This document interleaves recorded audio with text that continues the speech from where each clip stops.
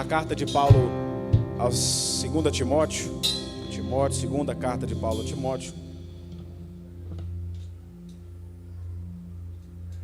capítulo 1, versículo 6 e versículo 7. A gente conhece esse versículo, mas Deus colocou uma palavra nova no meu coração acerca desse tema aqui.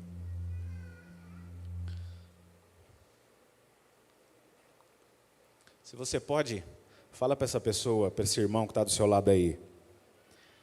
Tem um tesouro. Vai, irmão, fala aí. Tem um tesouro dentro de você. Amém. Por essa razão, torno a lembrar-te que mantenha viva a chama do dom de Deus que está em você, mediante a imposição das minhas mãos.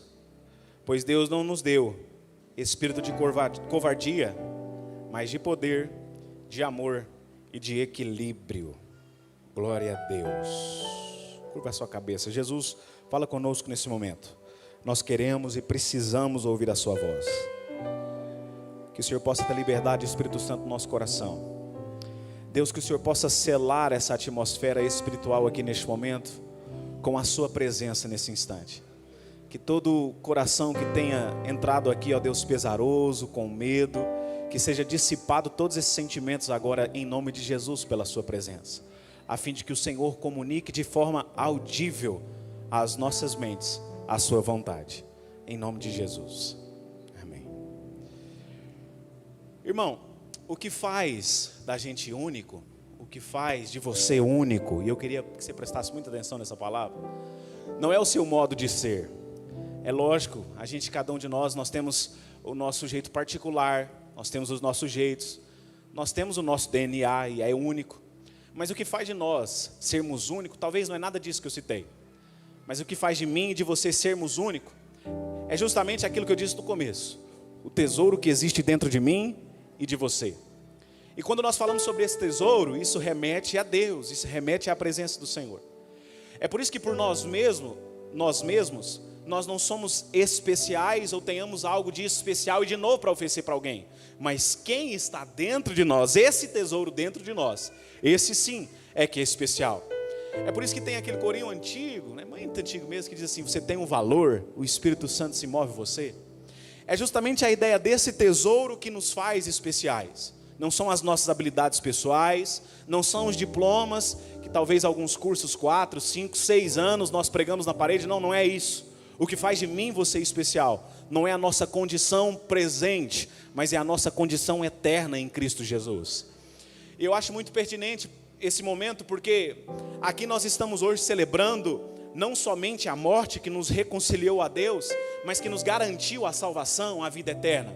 E o sacrifício de Jesus fez com que o sangue de Jesus nos purificasse de todo pecado. A partir daí o Espírito Santo de Deus passa a fazer morada em nós. E nós somos considerados, como o apóstolo Paulo vai dizer, templo do Espírito Santo de Deus. E glória a Jesus por isso. É por isso que eu disse que nós temos um tesouro dentro de nós. E é isso que faz de mim e você sermos especiais. Semana passada eu falava a pregação lá, justamente aqui, na carta de Paulo a 2 Coríntios, que Satanás ele sempre quer confundir a nossa mente, e uma das maiores armas dele é justamente falar do nosso valor, que nós não temos valor, que nós não somos especiais, que nós não podemos fazer nada. Mas eu sempre amo na palavra do Senhor, porque desde o início dela até o fim dela, ela aponta para Cristo. Cristo Jesus é o centro, mas porque estamos nele, nós passamos a ter um valor por causa do sangue que ele derramou por mim, por você, e louvado seja o nome de Deus por isso. Então, existe um tesouro depositado dentro de mim e de você. Talvez a maior causa das pessoas serem frustradas nos nossos dias, queria que você gravasse isso aqui, é porque as pessoas passam uma vida inteira sem descobrir aquilo que Deus depositou dentro delas.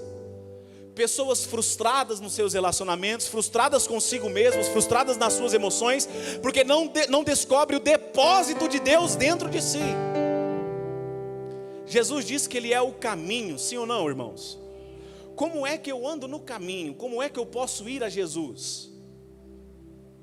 O Espírito Santo veio sobre nós para fazer morada em nós, para nos direcionar a Cristo Jesus o caminho. Ou seja, eu preciso entender que Ele está dentro de mim. Às vezes a gente quer buscar fora, a gente quer buscar em momentos, a gente quer buscar estímulos para fazer com que nós tenhamos algum tipo de valor, sendo que está aqui dentro de nós, é a presença do Espírito. E as pessoas não conseguem viver isso porque não têm tido tempo para o Espírito. Voltar para dentro de si e entender que o Espírito Santo está dentro de nós. Isso aí faz entendermos o dom que Deus depositou através do Espírito Santo em mim e em você. O que mais nós vemos hoje no nosso cotidiano, no dia a dia, são pessoas sobrevivendo e não vivendo. É um sobrevivente não porque superou alguns obstáculos, é um sobrevivente porque sai de manhã, trabalha o dia inteiro somente para ter o pão e vivem sempre naquela mesma rotina, não conseguem crescer em seus relacionamentos, não conseguem crescer no seu relacionamento, na sua vida com Deus, na sua intimidade com Deus, e isso aí gera frustração. Pessoas que têm até no seu próprio semblante o olhar da tristeza, o olhar da frustração. Às vezes até tenta disfarçar. Na quinta-feira, sexta-feira, eu parabenizava uma pessoa próxima e ela dizia: rapaz, muito obrigado por aquele tempo que você teve comigo, foi muito importante a sua companhia. E eu perguntei para ele: mas por quê? Ele: moço, ali eu estava enfiado na depressão. E eu até disse para ele: moço, mas você disfarça bem, hein? Jamais imaginava que você estava enfiado nos remédios na depressão. E ele veio me agradecer, estava parabenizando ele pelo aniversário, ele veio me agradecer: mas foi muito importante a sua companhia naquele tempo. Mas é justamente isso.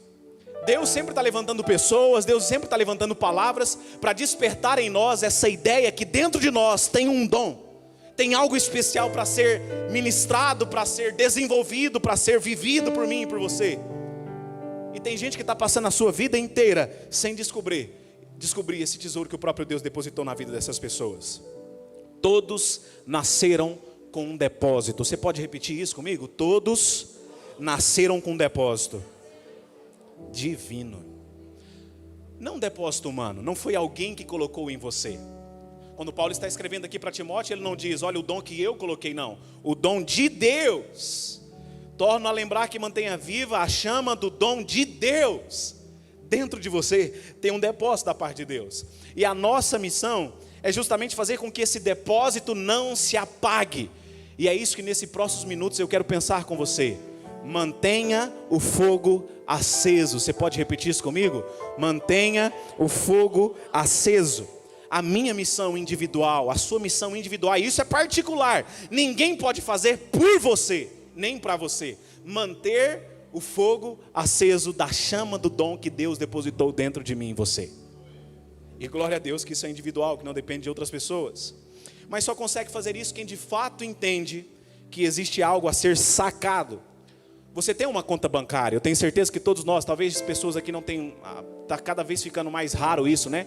A agência física, o banco físico, agora tudo a gente faz pelo celular, só mesmo para sacar o dinheiro que a gente ainda vai na agência bancária. Tem algumas pessoas que até para pagar a conta ainda pagam em lotérica, né? Mas isso já está bem ultrapassado. Só que se você vai no banco sacar, se você souber que você tem saldo, se você não tiver saldo, não tem como sacar. É por isso que nós precisamos entender aquilo que foi depositado dentro de nós. Existe um tesouro.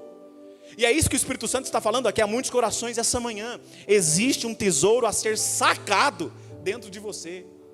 E tem gente vivendo com pouco recurso, porque não tem lembrado que dentro de si tem um depósito da parte de Deus.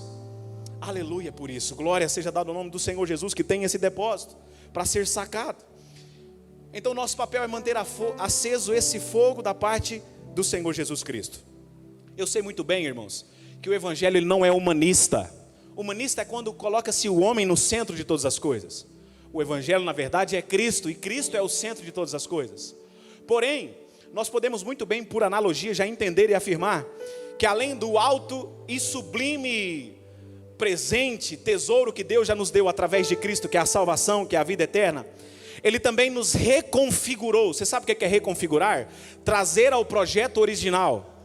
Você tem um celular, com certeza você tem as suas próprias configurações. Se você quiser resetar ele, trazer a configuração original para a qual ele foi programado, você reconfigura ele novamente. Assim foi o projeto que Deus estabeleceu através de Cristo. Aquela configuração que Adão, a partir de Adão, havia desconfigurado, ele reconfigura. Ou seja, para que nós pudéssemos viver o próprio propósito que ele depositou dentro de mim e de você. A gente precisa começar a entender essa questão, que existe um propósito, um dom da parte de Deus a ser vivido, e só tem uma pessoa capaz de impedir eu e você vivermos esse propósito, nós mesmos. Porque o fogo, ele é mantido aceso por nossas ações, pela nossa vida com Deus. Hoje, se nós temos a oportunidade de falar que nós não estamos mais perdidos, a gente cantou agorinha, né, aquela música do Fernandinho que diz: eu sou livre, nada além do sangue, nada mais pode me segurar, porque eu sou livre em Cristo Jesus. Mas se hoje nós não estamos mais perdidos, se hoje nós não precisamos mais somente sobreviver, mas viver, é porque Isaías vai dizer lá em Isaías capítulo 53, versículo 6, porque Ele levou sobre si os nossos pecados, e nós andávamos como ovelhas desgarradas, ovelhas perdidas, cada um para um lado, mas Ele fez cair sobre si todo o pecado, toda a iniquidade do mundo. Para quê? Para que o projeto fosse reconfigurado em Cristo Jesus, para que nós voltássemos ao propósito que Ele estabeleceu quando Ele trouxe eu e você à vida. E a partir do momento que nós recebemos a Cristo Jesus como nosso Senhor, esse projeto, esse propósito começou novamente a andar em nossas vidas. Mas eu e você precisamos entender, hoje eu não sou mais perdido, hoje eu não preciso mais viver frustrado, porque Ele reconfigurou o projeto inicial, por causa do sacrifício de Jesus. Jesus disse que Ele é o caminho, eu acabei de citar. O caminho fala sobre ter direção. Pessoas têm andado perdidas hoje, você talvez conheça pessoas assim, perdidas, totalmente perdidas, sem saber o que fazer, porque não estão no caminho. Mas glória a Deus, irmãos, porque eu e você estamos nesse caminho, então não estamos mais perdidos. Glória a Deus, porque eu e você não estamos sozinhos. Olha aqui para mim, em nome de Jesus, você que tem sentido esse fardo de muitas vezes estar sozinho, no meio de tanta gente, mas parece que quanto mais pessoas estão do seu lado, parece que mais sozinho você fica. Irmão, Jesus, antes de subir ao céu, uma das últimas palavras que Ele vai dirigir aos discípulos, e consequentemente para mim e para você, Ele vai dizer assim: meus filhos, eis que estarei com vocês todos os dias, até a consumação dos séculos. Sabe por quê? Porque quando o anjo aparece lá para Maria, para revelar o nascimento de Jesus, um dos nomes que vai ser dado a Jesus é Emanuel, o Deus conosco, o Deus presente. Então se tem alguém que está com você em todos os momentos, é o Senhor Jesus, aleluia. Não estamos mais sozinhos, Ele está conosco todos os dias. Se hoje eu e você temos a oportunidade de colocar um sorriso no rosto, não somente de fora para dentro, mas de dentro para fora, é porque Ele é a nossa alegria. Jesus disse que Ele é a vida. Se Ele é a vida, quem tem vida é alegre.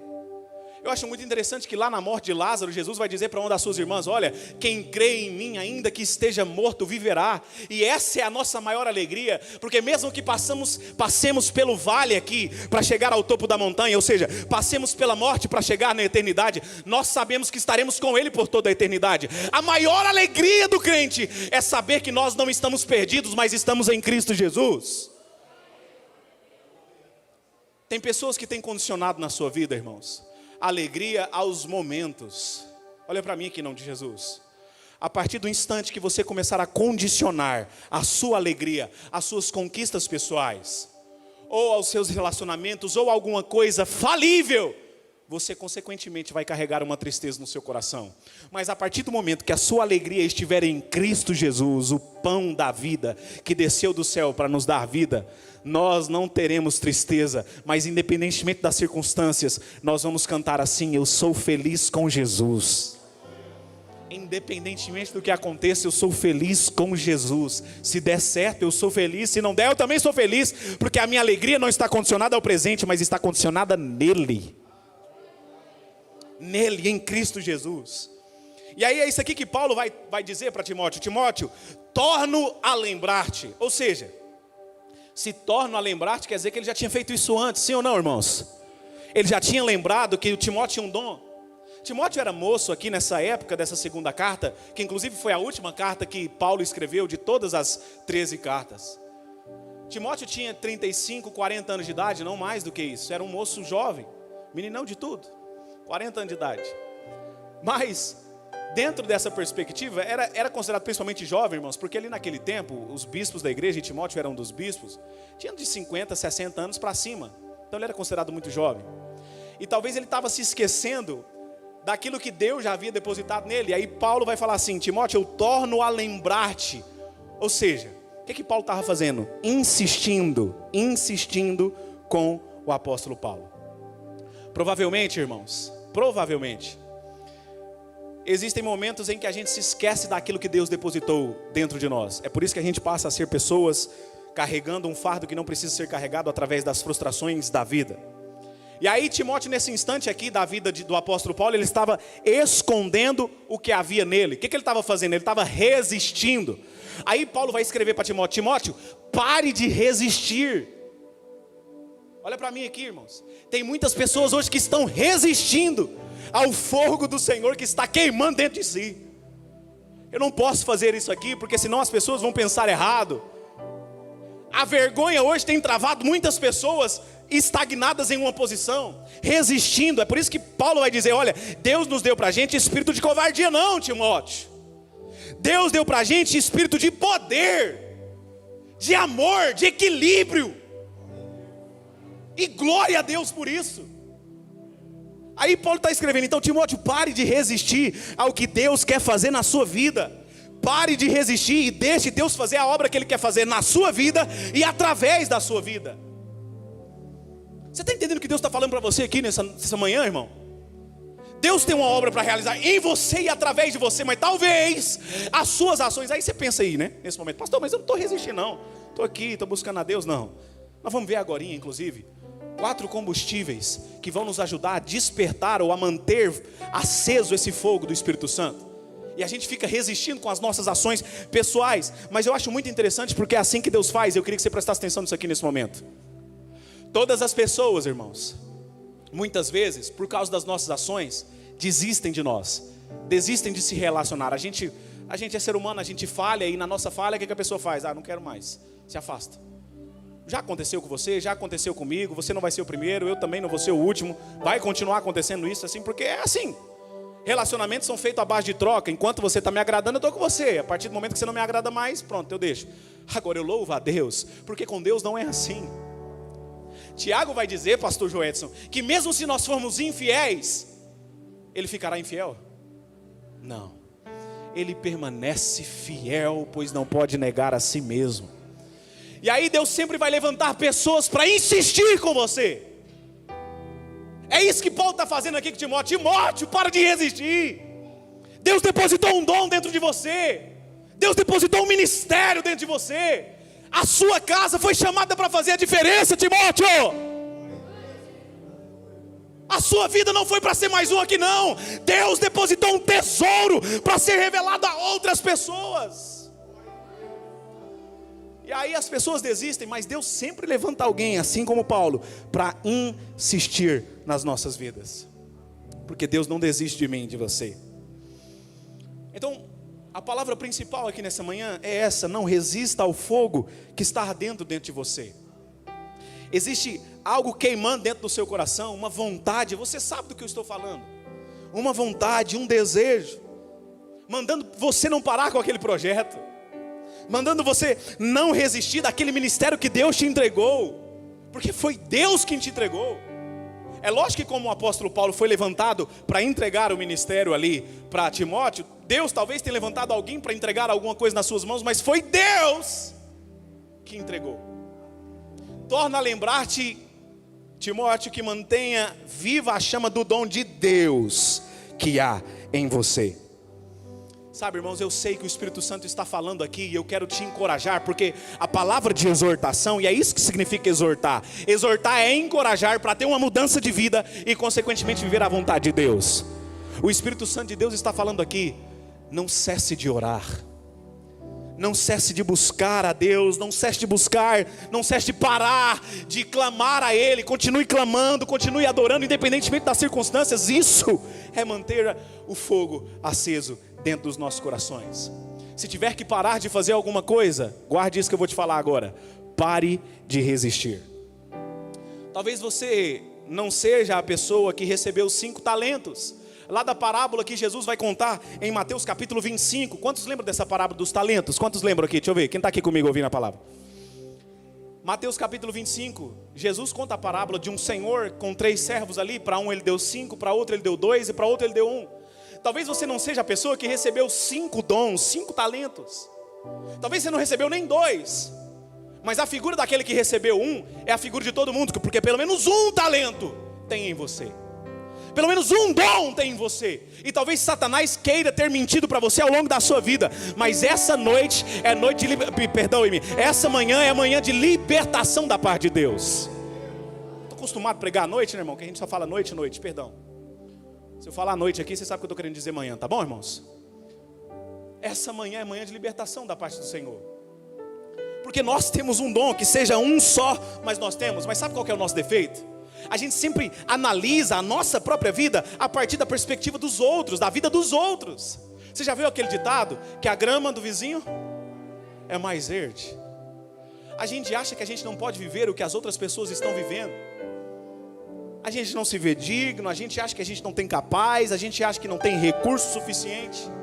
Mas quando a gente para de resistir, é o próprio Deus quem passa a desenvolver em nós. Quando a gente deixa essa chama viva e não usa esse método de comparação com as outras pessoas, Deus revela e faz com que nós possamos desenvolver tudo aquilo que Ele já plantou em nós. Sabe, irmãos, as pessoas hoje têm olhado tanto para a vida das pessoas, mais do que para as suas próprias vidas. Mas escute isso que Deus já está falando aqui com você.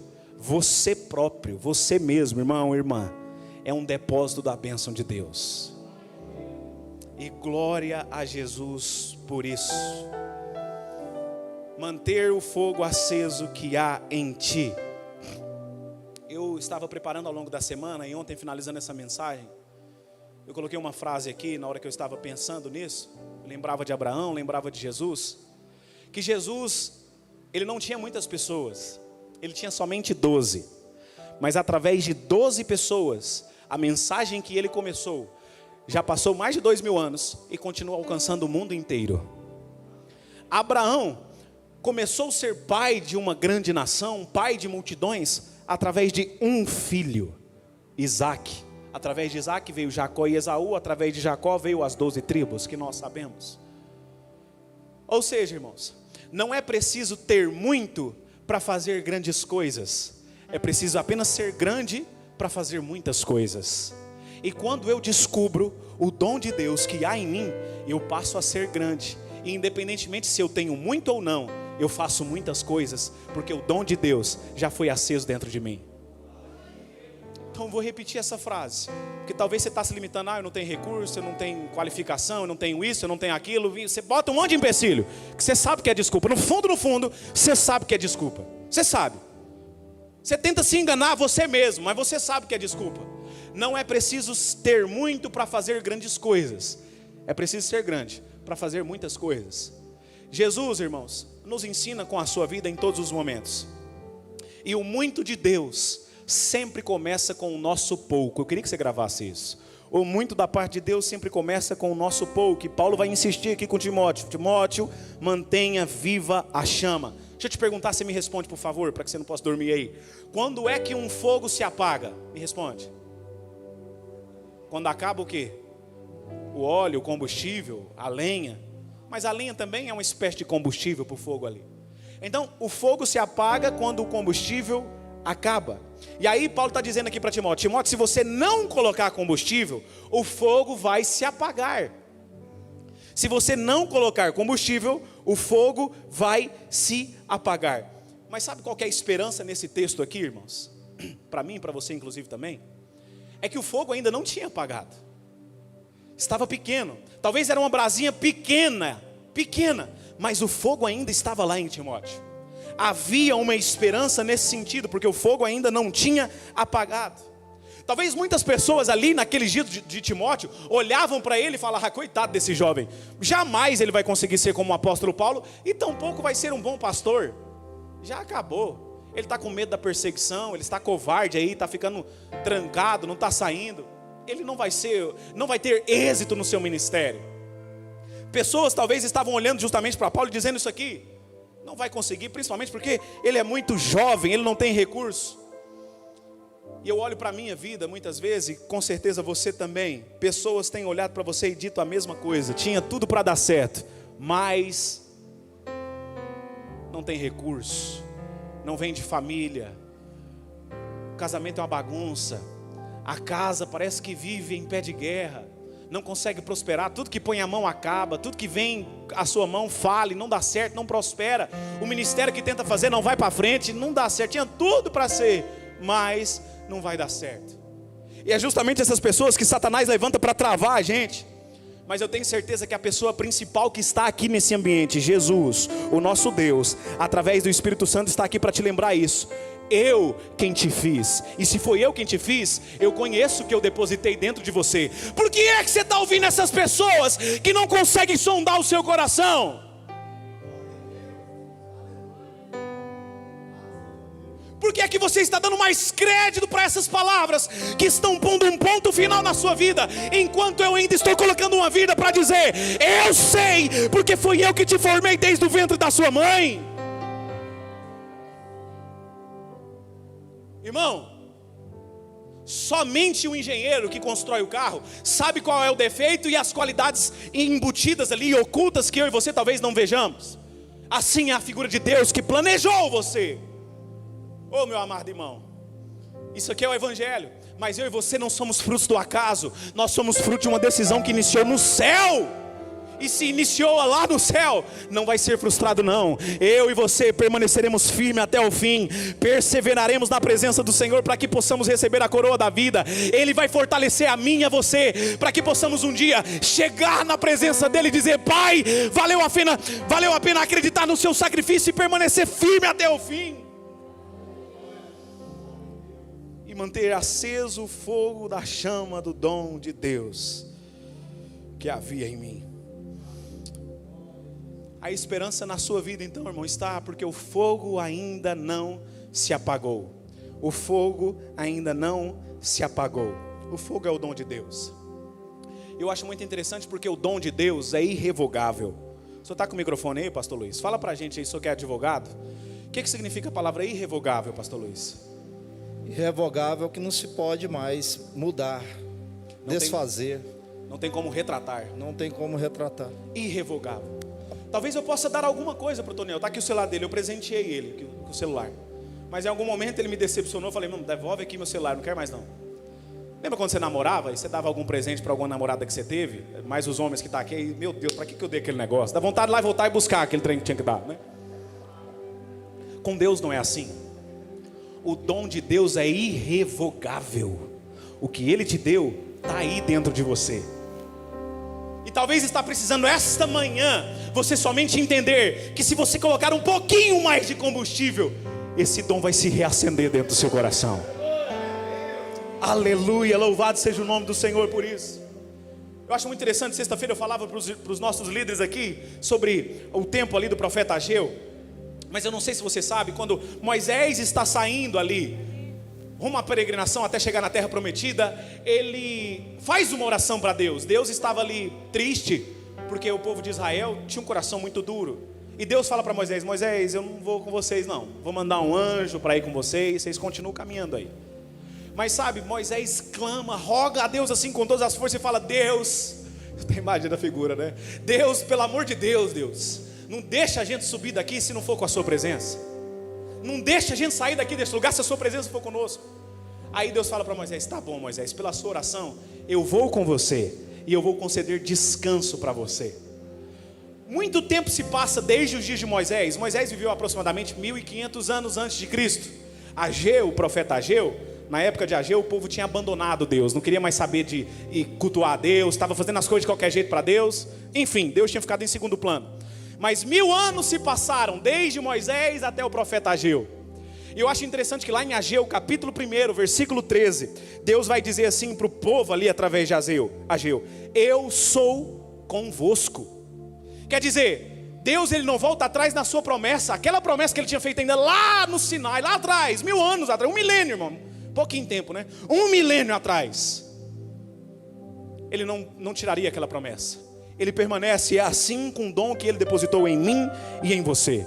E rapidamente, existem 4 combustíveis que eu e você precisamos nos apropriar para justamente viver esse dom que há em mim e em você. O primeiro eu queria que você gravasse: a oração. Oração, oração. Irmão, não seja roubado do seu tempo de oração. Não seja roubado do seu tempo de oração. Não seja distraído do seu tempo de oração. Tem muita gente que vai orar. Eu sei, Deus está vendo, tá? Sei lá no seu quarto quando você vai fazer isso. Vai orar e deixa o celular ligado. A hora que aparece a primeira mensagem, ele já entra na mensagem. Aí sai do WhatsApp, vai para o Instagram, vai para o Facebook. Já não consegue orar mais. O que eu estava falando? Nem lembro mais. Não seja distraído do seu tempo de oração. Não seja roubado do seu tempo de oração. Porque a oração é o primeiro pressuposto para que o dom de Deus seja despertado dentro de você. Para que aquilo que Deus depositou dentro de você seja despertado. Então, a minha palavra para você da parte de Deus nesse momento: invista no tempo de oração. Se você nunca teve, passe a ter. Se você tinha, mas perdeu, continue, volte para onde você parou. Porque dificuldade, irmão, não pense que é só você que tem dificuldade para orar, não. Talvez você está achando que é só você que tem dificuldade para orar. Eu não consigo orar, não, irmão. Todo mundo aqui, olha aqui, todo mundo aqui que você está vendo aqui tem dificuldade para orar. Sabe por quê? Porque quando a gente está orando, o que está sendo verificado é o nosso espírito, a nossa carne, ela está sendo minada. E a gente não quer isso. Então todo mundo tem dificuldade para orar. A prova fica muito clara quando nós vamos lá para Daniel capítulo 10. Daniel põe-se a orar ali. Uma guerra estava acontecendo, com certeza, irmão. Eu imagino. Eu acho que eu posso fazer essa analogia aqui, me permita fazer. A dificuldade que Daniel estava tendo para orar naqueles 21 dias ali. Mas mesmo assim, ele permaneceu na oração. E sabe quem foi Daniel, né, irmão? Não precisa nem falar. Um grande profeta. Um grande ministro do maior império, da maior nação que houve no tempo dele, Babilônia. Que até hoje ainda alguns ensinamentos que foram desenvolvidos lá alcançam nosso tempo. E esse homem estava lá, porque ele não parava de orar. O dom de Daniel foi despertado pela oração que ele exerceu diante de Deus. Você fica buscando recurso, palavras em outros lugares, conselhos de outras pessoas, quando Deus só está esperando que você dobre o seu joelho na presença dele e diga: Pai, eu quero que o combustível seja colocado na minha vida para que o dom desperte. Eu preciso que isso aconteça. Tem muita gente que fala assim: não, pastor, mas eu estou em constante oração. Eu oro quando eu estou dirigindo no trânsito. Irmão, quem ora o tempo todo não ora nunca. Uma coisa é você pensar, mentalizar alguma coisa com Deus. Oh, Deus abençoe, eu estou indo aqui para uma reunião. Isso não é oração. Tempo de oração diz aquilo que Jesus vai dizer: olha, quando você for orar, entra lá no seu quarto, fecha a porta, e o teu pai que te vê no secreto te recompensará, em outras palavras, em público. Porque ele está vendo o que você está fazendo em secreto. Oração fala em tirar um tempo para Deus. Entenda, esse momento que eu e você estamos aqui é um culto público, onde nós estamos adorando, exercendo a nossa comunhão, e é extremamente importante para a nossa caminhada com Cristo. Mas isso aqui não substitui a sua oração individual com Deus. Um culto não substitui o nosso tempo de oração. Quando a gente ora, irmão, nós somos renovados. Quando nós oramos, nós somos fortalecidos. Deixa eu testemunhar para você aqui. Domingo atrasado, 15 dias atrás, que foi o dia que teve o domingo com Deus, acabou a energia, e era 5h30 praticamente. A irmã Divina ligou lá em casa e falou: pastor, até agora, para a pastora, né, até agora não voltou a energia. Eu lembro que eu dobrei meu joelho ali. Dobrei meu joelho naquele momento e falei assim: Deus, tem misericórdia, né? Culto sem energia é muito difícil, não flui as coisas. E eu pus me aclamar ali naquele momento. Eu achei que eu chegaria aqui na igreja e ainda estaria sem energia, né? Mas eu ainda pedi para Deus assim, falei: Pai, eu quero testemunhar isso, eu quero testemunhar a resposta dessa oração, porque o poste tinha caído, irmão, e a Enel até ainda naquele momento não tinha chegado. Eu não sei, eu só sei que Deus fez um milagre e a energia chegou aqui à noite. Irmão, e às vezes existem orações que Deus responde no mesmo instante. Existem outras orações que demoram um pouco mais, mas nenhuma oração fica sem resposta da parte de Deus. Sabe por quê? Os irmãos, alguns já ouviram eu falando essa frase aqui. Porque a oração muitas vezes não muda a condição que eu esteja inserido, mas na maioria das vezes ela vai mudar a minha ótica para aquela condição que eu estou vivendo. E é isso que faz eu ser fortalecido. Eu entendo o propósito das coisas ruins, que não é ruim, é para o meu crescimento, das coisas ruins que eu possa estar vivendo.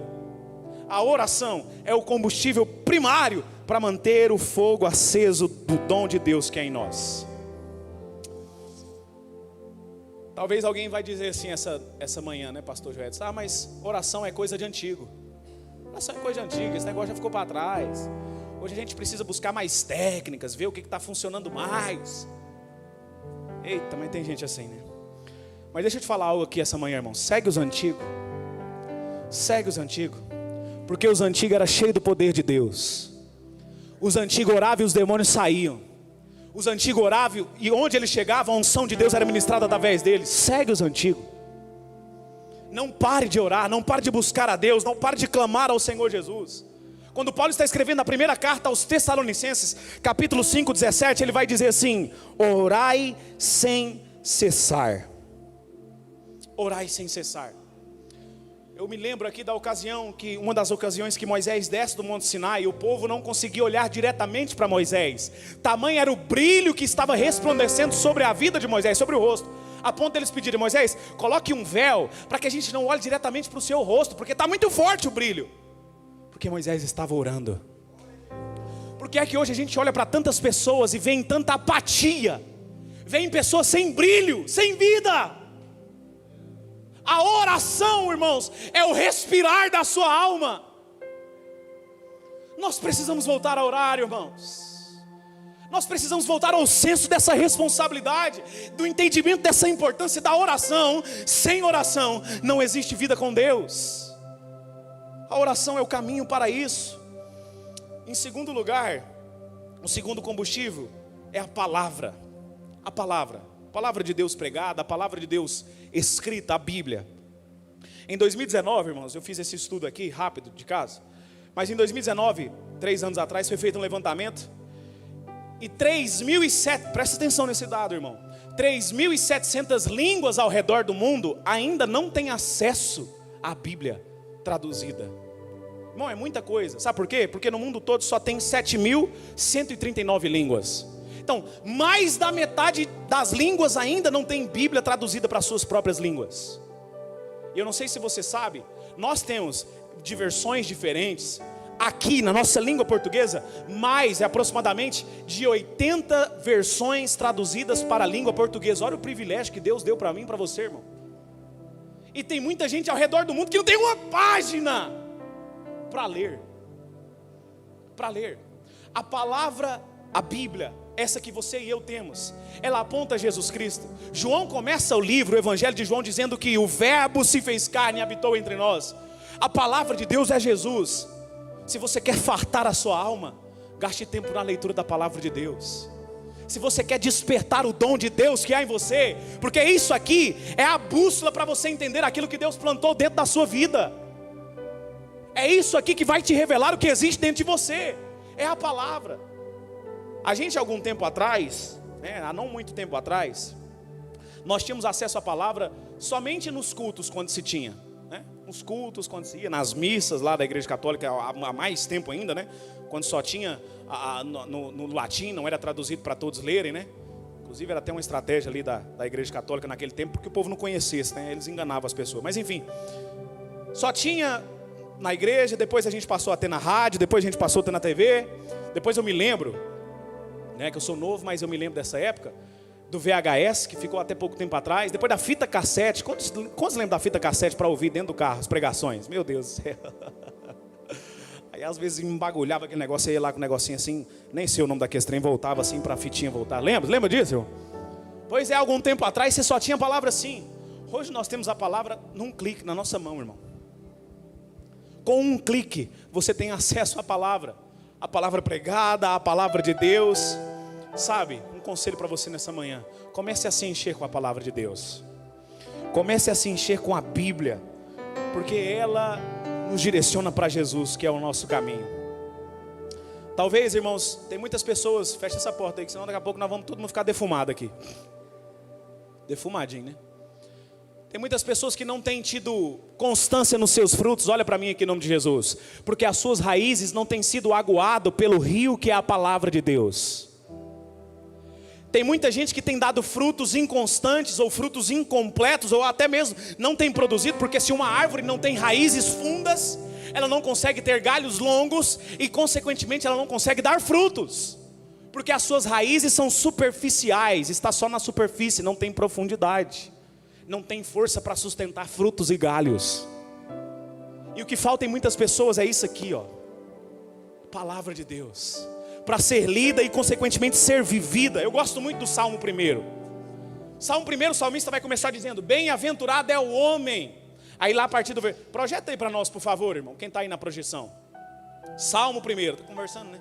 Salmo 1, bem-aventurado o homem. Aí lá no versículo 2, agora, vai para o versículo 2. Antes, ao contrário, tem a sua satisfação na lei do Senhor, e nessa lei medita de dia e de noite. Versículo 3: pois será como árvore plantada junto às correntes de águas, à beira de águas correntes, que dá o seu fruto no tempo certo, e suas folhas não murcham, e tudo que ele faz prospera. Quem tem as suas raízes aguadas pela palavra de Deus, tudo que faz prospera. Bem-aventurado o homem que medita na palavra de dia e de noite. Se você esperar ter tempo para ler a Bíblia, você nunca vai ler, porque o tempo quem faz é você. O que precisa ser revisto são as suas prioridades. E essa é a palavra realmente de confronto, porque é um momento da ceia, é um momento que a gente precisa analisar como está a nossa vida com Deus. A ceia é para isso, porque quem come e bebe sem discernir o corpo, come e bebe juízo para si. Eu preciso ver como está a minha vida. Quanto tempo por dia, quanto tempo pela semana, quanto tempo no mês eu tenho tirado para meditar na palavra de Deus? Quanto tempo? E aí ficam raízes superficiais, não amadurece, não consegue prosperar. Mas quem medita na palavra e pratica a palavra, Jesus vai nos dar essa figura lá em Mateus capítulo 7, versículo 24. Eu assemelharei aquele que ouviu e pratica as minhas palavras ao homem prudente, que construiu a sua casa sobre o que, irmãos? A rocha. Sobre ele. Quando eu e você lemos, meditamos e praticamos isso aqui, nós estamos construindo a nossa casa, não somente em um sentido espiritual, mas a nossa vida como um todo sobre a rocha. Sabe por quê? Olha para mim, isso aqui no sentido literal mesmo da palavra. Sabe por quê que tem muita casa caindo? Sabe por quê que tem muito casamento sendo destroçado? Porque não está sendo construído sobre a rocha que é Jesus. Vem o primeiro vento, não consegue suportar, não tem firmeza, cai. Mas aquele que constrói sobre a rocha permanece. Ô irmão, ô irmã, você principalmente, lá na sua casa, comece a ter tempo de leitura com a sua família. Comece a edificar a sua casa sobre a rocha. Aí as pessoas não entendem por que aconteceu isso com aquela casa. Eu sei, porque a palavra está na estante há muito tempo. Há muito tempo a palavra já foi colocada na estante, de lado. A rocha, irmãos, é Jesus, e a gente sabe muito bem que ele diz que nós teríamos dificuldade. Ou seja, o que eu quero dizer com isso? Construir a casa sobre a rocha não vai nos eximir das tempestades da vida, mas quando vierem os vendavais, as fortes chuvas, as dificuldades, as pandemias que forem, a minha casa está sobre a rocha. Porque foi levantado um estudo aí, né, que nesses últimos 2 anos, por causa da pandemia, o que teve de divórcio não está escrito no gibi. Aumentou-se em 80% o número que já existia dos divórcios. Por quê? Porque passaram a descobrir, né, como é que estava sendo a sua realidade ali, né? O trabalho era uma fuga. Você conseguia ficar o dia inteiro fora, não tinha menino, não tinha mulher em casa, não tinha marido. E aí quando volta todo mundo para a mesma realidade, você vê o destroço que vocês estão vivendo. E a gente precisa entender que a nossa casa precisa ser construída sobre esse segundo combustível, que é a palavra de Deus. Sabe o que eu acho interessante, irmãos? Projeta para a gente Atos 6:4 aí, por favor. A igreja estava se iniciando lá em Atos, que a gente sabe muito bem.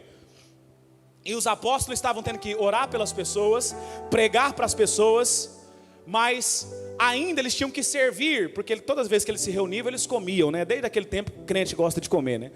E aí eles estavam ficando cansados.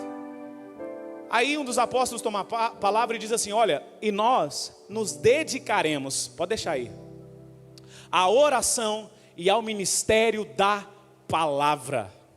A oração e ao ministério da palavra. Então aí eles pegam e escolhem 7 diáconos lá, para que eles pudessem servir às mesas, e eles se dedicassem à oração e ao ministério da palavra. O que fez a igreja crescer foi a oração e o ministério da palavra. O dom que há em você, ele só mantém aceso pela oração e pela palavra.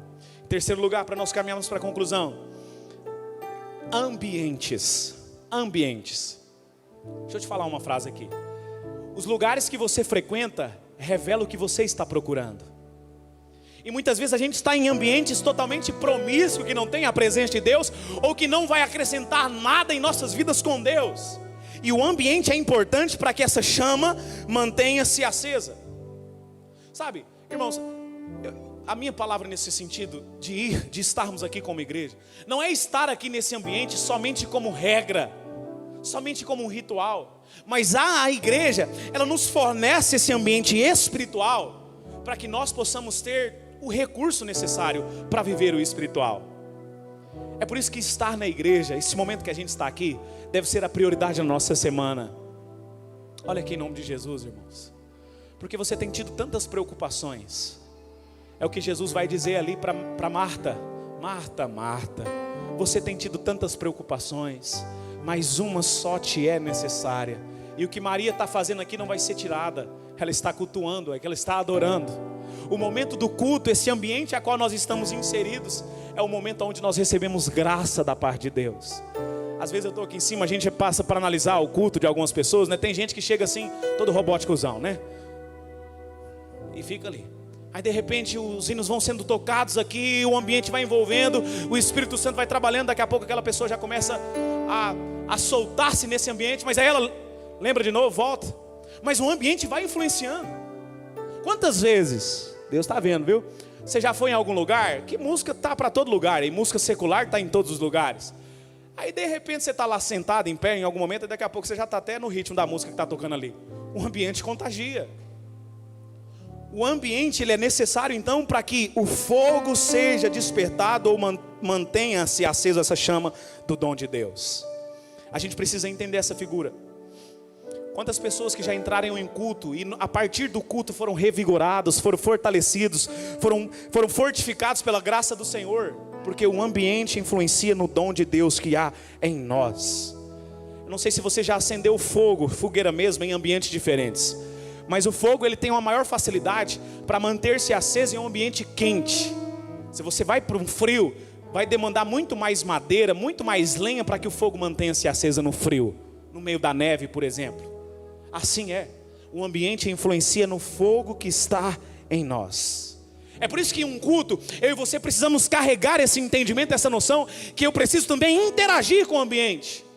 Quando a gente fala para os irmãos, levanta a mão, não é porque a gente quer controlar as suas ações aqui não. É para você interagir com o ambiente, tomar posse, se apropriar daquilo que está sendo condicionado pelo Espírito Santo. Amém, glória a Deus, eu recebo, eu tomo posse daquilo que Deus está revelando. Essa interação com o ambiente, ela é necessária. E por fim, para a gente encerrar com isso, o quarto combustível, irmãos, é os relacionamentos. Paulo em uma das suas cartas vai dizer que as companhias corrompem os bons costumes. E Paulo, na verdade ele está citando aqui, nesse episódio, né, um filósofo grego que existiu 300 anos antes de Cristo, chamado Menandro, lá no norte da Grécia. Mas a partir do momento que Paulo fala isso, passa a ser uma verdade divina. As más companhias corrompem os bons costumes. Relacionamentos. Irmão, a partir de hoje, passa a carregar algo no seu coração. Se relacione com pessoas que vão contribuir para a sua vida com Deus. Eu não sei se realmente essa palavra está sendo entendida por todos, mas eu sei que muitas pessoas aqui estão entendendo. Passe-se a relacionar com pessoas que vai te aproximar de Deus, que vai colocar fogo no seu coração, que vai fazer com que a unção que está sobre ele seja derramada sobre você. Assim como o apóstolo Paulo, Timóteo, lembre-se da unção que eu coloquei sobre você com a imposição de mãos. Projeta para a gente Deuteronômio 34, verso 9. Último capítulo de Deuteronômio, versículo 9. Projeta para nós aí, por favor. Ali, Deus está falando com o povo de Israel acerca de Josué. E há algo interessante nesse versículo. Deuteronômio 34, 9. Glória a Jesus. Foi lá? Isso. Ora, Josué, filho de Num, estava cheio do espírito de sabedoria, porque Moisés tinha imposto as suas mãos sobre ele. Josué foi cheio do Espírito de Deus, então cheio do Espírito de sabedoria, porque Moisés colocou. Sabe, irmãos, o que eu e você precisamos é de influência sobrenatural positiva. Olha aqui em nome de Jesus, você pode repetir isso? Influência sobrenatural positiva. Positiva, porque também existe a negativa. Influência sobrenatural positiva. Foi isso que Paulo fez com Timóteo, que a gente leu no início aqui da pregação. Foi justamente essa figura. Impôs as mãos sobre Timóteo. É o que acontece, irmãos, quando a gente se reúne aqui. O momento em que eu estou pregando, a unção que está sobre mim é ministrada sobre você. A graça de Deus que está sobre mim é derramada sobre você. O dom de Deus que há sobre mim é ministrado sobre você. E eu profetizo que o que há sobre mim vai estar sobre você também, em nome de Jesus. Em nome de Jesus. Em nome de Jesus. E a prova disso, para a gente terminar com esse texto, está lá em Romanos, capítulo 1, deixa eu pegar aqui para não esperar. Romanos, capítulo 1, versículo 11 e 12. Paulo mesmo está dizendo aqui, Romanos 1, 11. Anseio vê-los, quer dizer, Paulo ainda não havia estado em Roma aqui nesse momento. Aí ele está escrevendo para os romanos: anseio vê-los a fim de compartilhar com vocês algum dom espiritual. A fim de fazer o quê? Compartilhar com vocês algum dom espiritual para fortalecer-vos. Isto é, para que eu e vocês sejamos mutuamente encorajados pela fé. Pela fé. É essa figura que eu estou falando aqui, irmãos. Talvez há quem diga assim: pastor, mas Timóteo era obreiro. Então quando Paulo põe a mão ali, estava colocando sobre um obreiro. Então Moisés e Josué ainda está lá no Antigo Testamento. Mas aqui está, irmãos, a prova no meio da igreja, que aquilo que é ministrado sobre a nossa vida é possível ser vivido por quem está ministrando e por quem está sendo ministrado. É por isso que os relacionamentos vai dizer muito para despertar o dom de Deus que há sobre você. Os seus relacionamentos, irmão, atente-se para isso. As conversas que você tem tido com essas pessoas em todos os seus dias, fique de pé nesse momento em nome de Jesus. Relacionamentos. É lógico que eu não tenho a ousadia, muito menos a soberba, em dizer que eu sou parecido com Moisés, ou tampouco com o apóstolo Paulo. Eu acho que depois que eu ver Jesus lá no céu, a primeira pessoa que eu quero ver, pastor Luiz, é o apóstolo Paulo. Depois que eu ver Jesus, abraçar o meu Senhor e ter o meu momento com Ele ali, é esse homem. Então não estou dizendo isso aqui, que eu sou igual Paulo ou Moisés, muito pelo contrário, talvez esteja muito longe deles. Mas eu sou filho. E você também é filho de Deus. Glória a Jesus por quem entendeu essa palavra, porque isso aqui é muito forte. Ser filho significa que nós não estamos errantes, nós temos um pai. E Ele zela, Ele mantém a nossa vida em pé. Ou seja, irmãos, enquanto eu estou aqui pregando, os dons de Deus, os dons do Espírito Santo é ministrado ao seu coração. O fogo que está dentro de você, que não está apagado, é reacendido pelo Espírito Santo de Deus, e Ele reacende sobre você. Curva a sua cabeça em nome de Jesus. Eu sei que nesse momento Deus fortalece você, Deus renova as suas forças. Deus nesse momento está fortalecendo os seus pés espirituais para a caminhada cristã. Aleluia. Com a sua cabeça curvada, quando Paulo está escrevendo o versículo 12, que a gente acabou de ler, ele vai dizer assim: para que eu e você sejamos encorajados pela fé. Eu e você. Oh, meu irmão, nesse momento Deus está me encorajando aqui através da fé, mas também está encorajando você aqui. E eu quero profetizar nesse momento que Deus está levantando homens e mulheres de coragem. Homens e mulheres que não têm de que se envergonhar, que não sejam pegos pelo espírito de covardia, mas homens e mulheres de coragem, porque é a sua coragem que vai manter o fogo aceso dentro do seu coração. É a coragem que não vai deixar você se apartar da presença de Deus. É a coragem que vai fazer com que você fique aos pés do Senhor, mesmo que todos os outros não estejam. Você está aos pés do Senhor. Deus hoje está levantando pessoas aqui, eu creio isso, com coragem da mesma sorte que foi Jesus, para suportar a cruz até o fim. Você também vai chegar lá, irmão. Aleluia, Espírito Santo de Deus, eu quero ministrar nesse instante sobre cada pessoa que aqui está. Eu sei que a sua palavra falou em cada coração. Eu sei que o Senhor ministrou aquilo que precisávamos ouvir. Que o Senhor esteja, meu Deus, realmente encorajando. Que o Senhor esteja fortalecendo, ó Deus, aqueles que estão fracos, aqueles que estão, meu Deus, tristes, aqueles que estão caídos. Pai, nós vamos celebrar a ceia do Senhor aqui neste momento, participar do seu corpo, do seu sangue. Que ao fazermos isso, ó Deus, sejamos renovados, ó Deus, sejamos fortalecidos, que não seja só mais uma ceia, só mais um ritual, só mais um momento aqui, meu Deus, não, nós não queremos isso, Pai, mas que seja um divisor de águas nesse instante sobre as nossas vidas, a fim de que o fogo do dom que o Senhor colocou em nós, mantenha-se aceso. Essa é a minha oração em nome de Jesus. Se você concorda, você diz amém.